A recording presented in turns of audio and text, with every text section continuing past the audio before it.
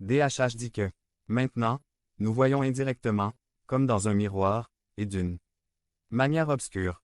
Mais un jour nous verrons face à face dimanche dernier, nous avons commencé à étudier spécifiquement la réalité de l'enfer, et aujourd'hui nous continuerons à étudier ce sujet, et pendant le reste du mois nous étudierons la réalité du ciel. Nous verrons que, tout comme l'enfer est une réalité spirituelle indéniable, le paradis l'est aussi. Dimanche dernier, alors que nous commencions à étudier la réalité de l'enfer, nous avons répondu à 2 questions. 1. L'enfer est-il un lieu réel? 2. À quoi ressemble l'enfer?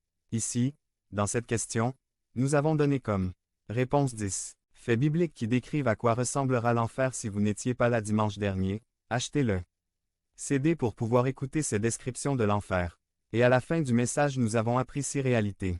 Devenez membre de la chaîne et AIDEZNOUS à propager la parole de Dieu dans le monde entier. Dimanche 17 mars 2024. Si vous croyez en la puissance de Dieu, commentez 11. Voici ces réalités. Dieu nous a créés pour nous aimer et veut que nous lui rendions son amour. 2. L'enfer existe. L'enfer est un endroit réel.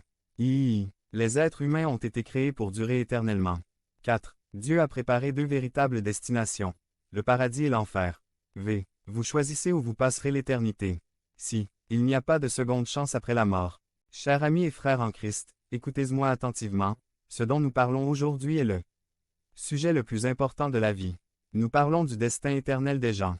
Est possible que usualmente se duerma durante mi mensajes, pero en esta ocasión no es el tiempo para dormir porque es el destino eterno de su familiar, amigos, compañeros de trabajo, su vecinos, y quizás su propio destino eterno el que está en jeu. Ma prière est qu'à la fin de ce message, tout le monde ici sera complètement convaincu qu'à sa mort, il passera l'éternité au ciel avec notre Créateur. Il n'y a aucune raison, il n'y a aucune excuse pour que vous quitter cet endroit cet après-midi sans avoir résolu cette question de votre destinée éternelle. Je vous demande donc d'écouter très attentivement comme si votre vie en dépendait. Aujourd'hui, en m'appuyant sur la Bible, je veux continuer à répondre à certaines questions que les gens se posent habituellement concernant l'enfer, et la première question est: pourquoi l'enfer existe-t-il? Pourquoi l'enfer existe-t-il? Il y a 2 raisons fondamentales pour lesquelles l'enfer existe. La première est que le péché et le mal existent. Certaines personnes dont de nombreux psychologues et professeurs d'université disent que les êtres humains sont naturellement bons.